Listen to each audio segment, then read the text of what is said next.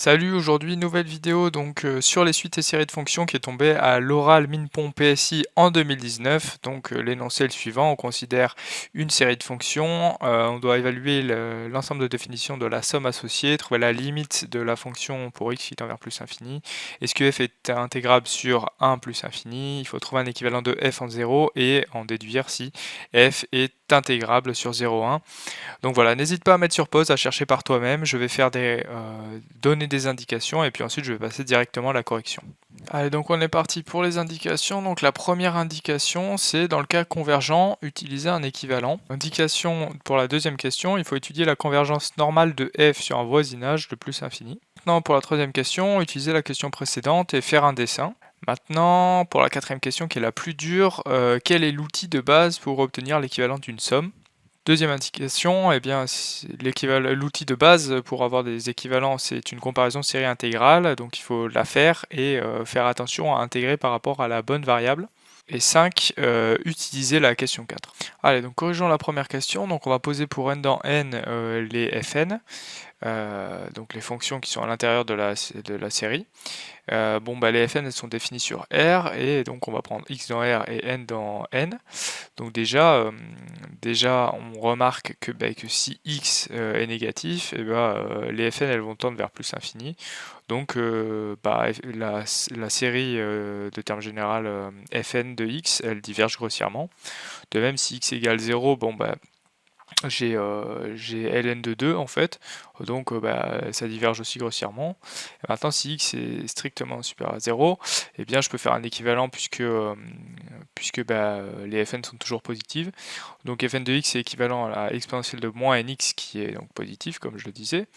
Or, exponentielle moins nx, on remarque que c'est exponentielle moins x à la puissance n, donc c'est le terme général d'une série géométrique, et on sait qu'une série géométrique converge si le terme qui est à l'intérieur est de module inférieur à 1, donc en l'occurrence ça veut dire que x est supérieur à 0, donc on en déduit du coup, dans notre cas, comme la série exponentielle moins nx converge, puisque x est strictement supérieur à 0, comme on a un équivalent d'une série à terme positif, eh bien la série somme des fn de x converge également si x est strictement supérieur à 0. Conclusion, eh bien l'ensemble de définitions c'est R plus étoile. Bon, donc on veut calculer la limite pour x qui tend vers plus infini de f de x, donc ça revient à avoir la limite d'une somme. Donc on veut permuter naturellement la limite et la somme, et il faut montrer la convergence absolue de la somme des fn sur R+, sur R plus étoile même. Premièrement, on va plutôt montrer la convergence normale, puisque ça entraîne la convergence absolue, et on va montrer la convergence normale sur tout voisinage de plus infini. Donc je vais prendre A dans R plus étoile et X appartenant à A plus infini, je prends N dans N. Allons-y. Fn de x c'est ln de 1 plus exponentielle de moins nx qui est plus petit que ln de 1 plus exponentielle moins na. J'ai pris, effectivement, je peux prendre a ici, la borne inférieure. Et ça, c'est équivalent. Donc ça, il faut montrer que c'est le terme d'une série générale convergente. Donc effectivement c'est équivalent à exponentielle moins na qui est positif comme ln de 1 plus exponentielle moins na. Comme a est strictement supérieur à 0, parce qu'on l'a pris tel quel, on sait que la série de termes générale exponentielle moins na converge. Et comme on a un équivalent d'une série à terme positif, on sait que le membre de gauche, là, ici, eh bien, il converge. Donc, conclusion, on a montré que la somme des fn converge normalement, donc absolument, sur tout voisinage de plus infini.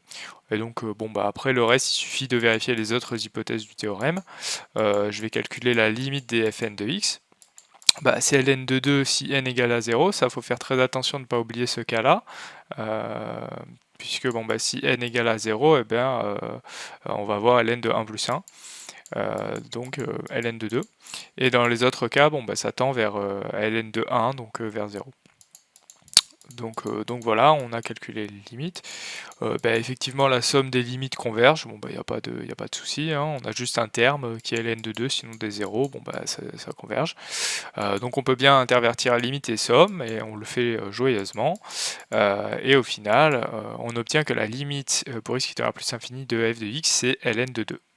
Alors allons-y pour la question 3. On se demande si f est intégrable sur 1 plus infini. Bon, on a montré à la question précédente que f tendait vers ln de 2 en plus infini, et donc bah, ça va pas, l'intégrale va pas converger.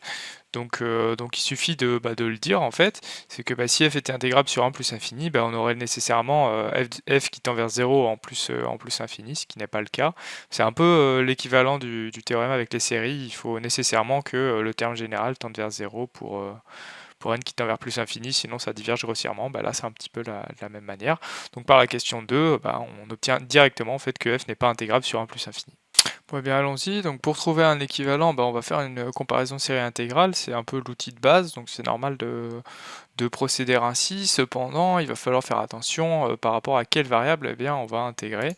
Donc moi je propose de poser g de gx, en fait la fonction qui à t va associer ln de 1 plus exponentielle moins tx. Le t en fait va jouer le rôle du n dans la somme, et donc en fait on va intégrer par rapport à t et garder x en paramètre. Donc c'est bien en fait d'appeler la fonction gx, comme ça on ne se perd pas. Donc voilà, on va poser gx une telle fonction. Maintenant, je rappelle pour la comparaison série intégrale, il faut savoir si la fonction elle est croissante ou décroissante. Donc bah, pour vérifier si elle est croissante ou décroissante, on va calculer sa dérivée. Bon, avant de calculer sa dérivée, il faut vérifier que elle est dérivable. Eh bien elle l'est, il n'y a pas de problème. Et on obtient du coup la dérivée suivante, moins t exponentielle moins tx sur 1 plus exponentielle moins tx.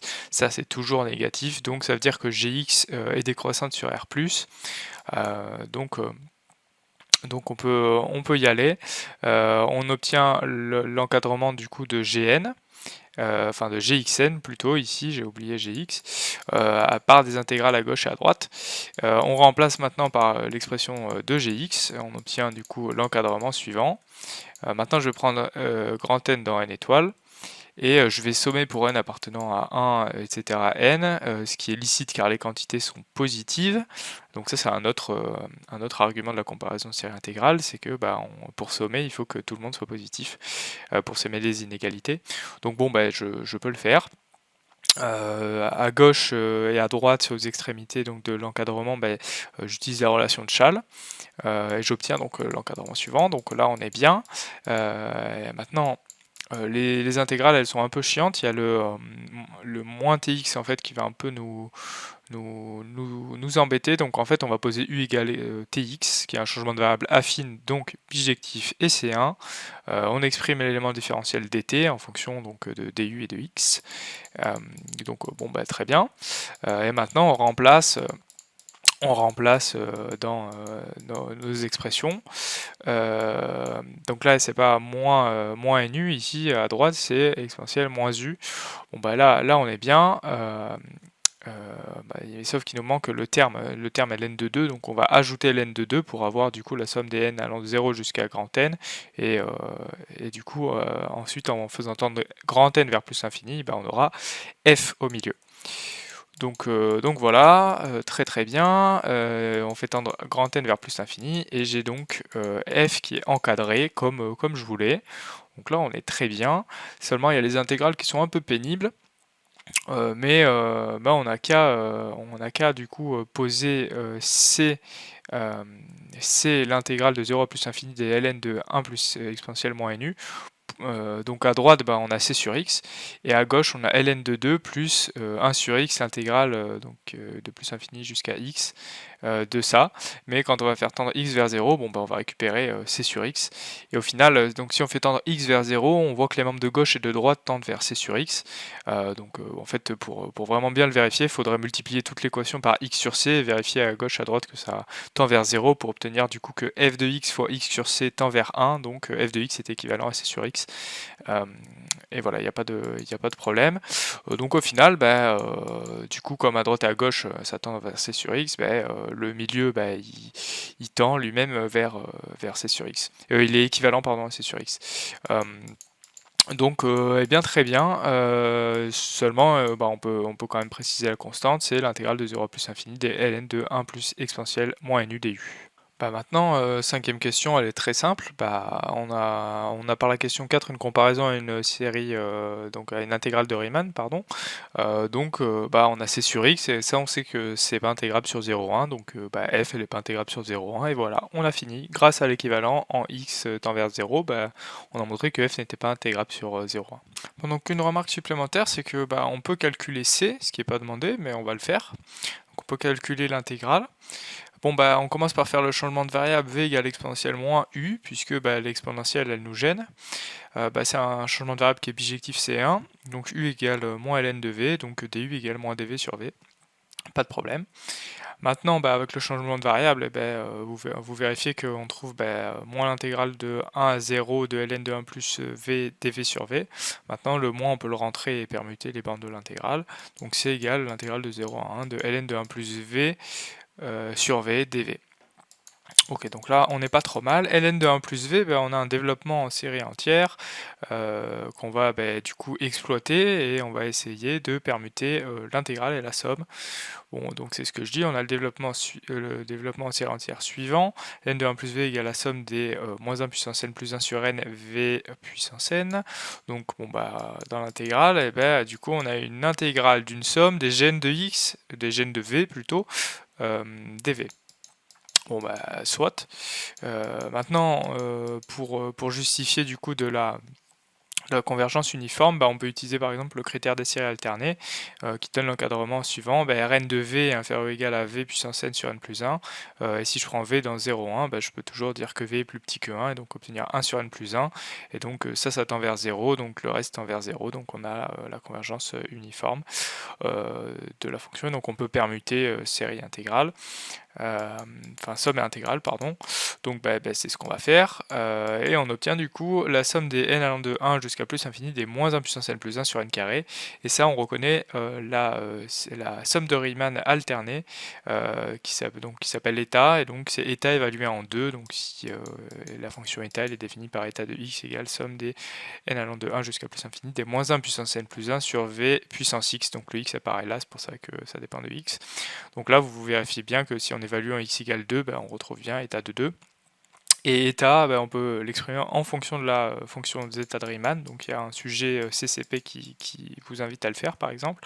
Donc on a état de x égale 1 moins 2 puissance 1 moins x état de x avec du coup zeta évalué en 2, ça vaut pi carré sur 6, c'est le problème de Bâle. Donc du coup on trouve finalement que la constante elle vaut pi carré sur 12, et donc on a bien trouvé la constante C. Voilà, donc c'est fini pour cette vidéo. J'espère que ça t'aura plu cet exercice. C'est un exercice qui est très complet, qui permet de bien reprendre le cours et qui est un exercice assez ambitieux. Donc voilà, en plus on a trouvé la constante C, donc on est très content, on a traité l'exercice et même au-delà. Donc n'hésite pas à t'abonner, à liker, à mettre la cloche parce qu'il y a plein de nouvelles vidéos qui vont arriver, ce serait dommage de les rater, et j'espère te retrouver pour de prochaines aventures en maths ou en physique. Salut!